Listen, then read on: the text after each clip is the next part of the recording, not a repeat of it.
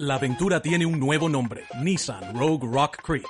Con la Rogue Rock Creek estarás listo para conquistar el camino que venga. Si es una ruta rocosa, tienes llantas todoterreno. Ante una gran bajada, control para descenso inclinado y su parrilla tubular para techo, lista para lo que necesites. Cuando la vida te ofrece aventura, tú tienes la Nissan Rogue Rock Creek. La capacidad de carga está limitada por el peso y la distribución. Siempre asegure la carga. Cargar el vehículo con mucho peso, especialmente en el techo, afectará el manejo y la estabilidad del vehículo. Le mot exorcisme évoque un sentiment de profonde peur, un frisson dans le dos. Il parle de bataille ancestrale entre le bien et le mal, de forces invisibles mais puissamment ressenties. Venant du mot grec exousia, qui signifie serment ou enchantement, l'exorcisme est l'acte d'expulser des entités malignes que l'on croit posséder un être vivant. Cette pratique, entourée de mystères, et souvent rejetée comme simple superstition, a une présence étonnamment répandue tout au long de l'histoire humaine et dans différentes cultures. Des chamans de l'ancienne Mésopotamie aux prêtres catholiques d'aujourd'hui, le rituel de confrontation et d'expulsion des mauvais esprits a persisté, témoignage de la peur humaine profondément enracinée de l'inconnu et des forces invisibles qui peuvent se cacher dans l'ombre. L'universalité des rituels d'exorcisme suggère une expérience humaine partagée, une peur primale de la possession et un désir de contrôler les forces invisibles qui nous entourent. Que ce soit vu à travers le prisme de la religion, de la psychologie ou de l'anthropologie, le phénomène de l'exorcisme continue de fasciner et de terrifier, défiant notre compréhension de l'esprit humain et de la nature même de la réalité. Les échos des rituels d'exorcisme résonnent à travers les couloirs du temps, murmurant des histoires de peur anciennes et des mesures désespérées prises pour les combattre. Dans l'ancienne Mésopotamie, des tablettes cunéiformes datant de plusieurs millénaires décrivent des cantés, des tamer na bo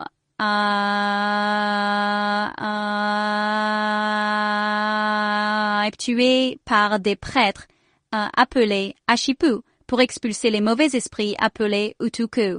Ces rituels impliquaient souvent des incantations, des amulettes et l'utilisation d'herbes et d'encens, reflétant un système de croyances qui entrelaçait les royaumes physiques et spirituels. À travers les sables du temps, les anciens Égyptiens ont également lutté contre la peur de la possession démoniaque. Ils croyaient que des entités malignes, connues sous le nom de djinns, pouvaient habiter le corps des vivants, causant maladie, malheur et même la mort. Les prêtres égyptiens, formés à l'art de l'exorcisme, pratiquaient des rituels élaborés, impliquant souvent l'utilisation de sorts magiques, d'amulettes et l'invocation de divinités puissantes, pour bannir ces forces maléfiques. Dans l'ancienne tradition juive également, le spectre de la possession démoniaque était important.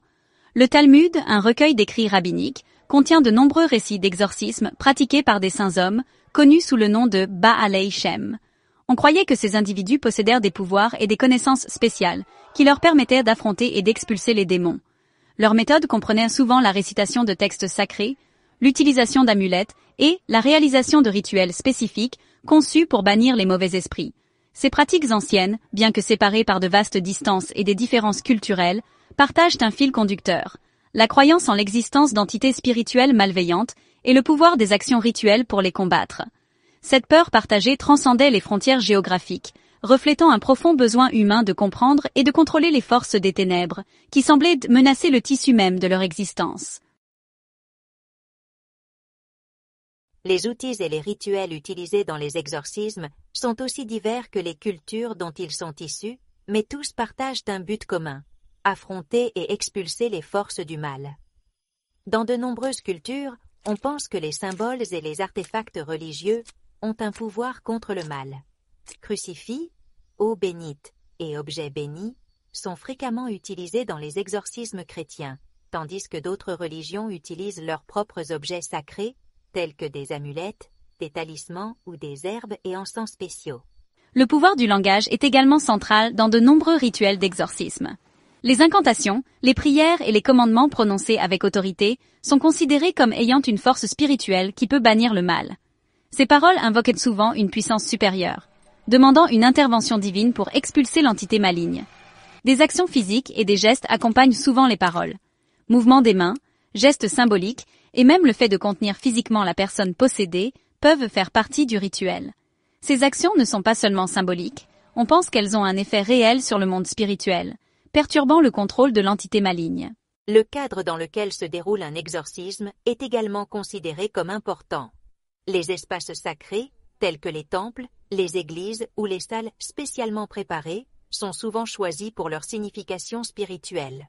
L'utilisation de bougies, d'encens et de couleurs spécifiques peut encore améliorer l'atmosphère, créant un espace propice à la guerre spirituelle. Bien que les outils et rituels spécifiques puissent varier, le principe sous-jacent reste le même. Créer une confrontation symbolique et spirituelle entre le bien et le mal, l'exorciste agissant comme un canal pour qu'une puissance supérieure intervienne et rétablisse l'équilibre de la personne affectée.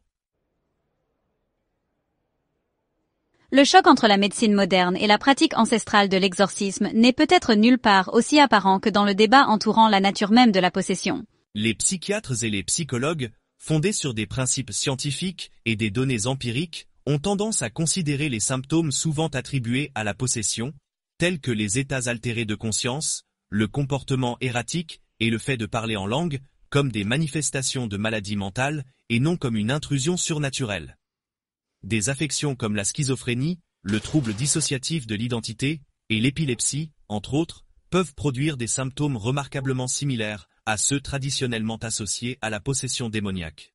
Le modèle médical cherche à comprendre ces affections à travers le prisme de la chimie du cerveau, de la génétique et des facteurs environnementaux, en proposant des traitements tels que la thérapie et les médicaments pour soulager les symptômes et améliorer le bien-être de l'individu. Cependant, les lignes deviennent floues lorsque les traitements médicaux conventionnels ne parviennent pas à soulager les symptômes, ou lorsque les individus présentent des comportements qui défient l'explication rationnelle. Certaines personnes, même après une évaluation et un traitement psychiatrique approfondi, continuent à entendre des voix, à avoir des visions et des pulsions qu'elles attribuent à des forces extérieures et malveillantes. C'est là que les perspectives de la science et de la religion divergent souvent. Alors que les professionnels médicaux peuvent rechercher d'autres diagnostics ou approches thérapeutiques, certaines personnes, en particulier celles qui ont des convictions religieuses fortes, peuvent trouver réconfort et explication dans le domaine spirituel. Pour eux, l'exorcisme, plutôt que d'être une pratique obsolète, offre une voie vers la guérison et la libération d'une force qu'ils perçoivent comme très réelle et profondément menaçante. La question de savoir si les phénomènes attribués à la possession sont enracinés dans un tourment psychologique ou dans une véritable intrusion démoniaque reste un sujet de vif débat et de recherche continue. D'une part, l'esprit humain est un domaine complexe et souvent énigmatique. Les traumatismes, les abus et les maladies mentales peuvent se manifester de multiples façons, produisant parfois des comportements qui semblent inexplicables, voire surnaturels. Le trouble dissociatif de l'identité, par exemple, peut amener les personnes à éprouver des personnalités ou des alter-ego distincts, chacun avec sa propre voix, ses propres maniérismes et même ses propres souvenirs. Ces alter-ego peuvent parfois être perçus comme des entités extérieures, conduisant à la sensation d'être contrôlé ou influencé par des forces indépendantes de sa volonté. D'autre part, d'innombrables cultures à travers l'histoire ont attesté de l'existence d'entités spirituelles malveillantes, capables d'influencer ou même d'habiter des êtres humains. Les récits de possession décrivent souvent des individus manifestant une force extraordinaire, parlant des langues qu'ils n'ont jamais apprises, et affichant des connaissances ou des compétences au-delà de leurs capacités normales. De plus, certains soutiennent que l'efficacité des rituels d'exorcisme, même dans les cas où les traitements médicaux ont échoué, crédibilise la possibilité d'une véritable intervention spirituelle. La transformation observée chez les personnes ayant subi des exorcismes réussis, passant d'un état de tourment et de désespoir à un état de paix et de clarté, est souvent citée comme preuve d'un pouvoir au-delà du domaine de la compréhension conventionnelle. Bien que le débat entre les explications psychologiques et spirituelles de la possession soit susceptible de se poursuivre, il souligne les limites de notre compréhension actuelle de l'esprit humain et de la nature même de la réalité. Peut-être que la réponse ne réside pas dans le choix d'un camp au détriment de l'autre, mais dans la reconnaissance de l'interaction complexe entre le psychologique et le spirituel, les forces visibles et invisibles qui façonnent nos expériences.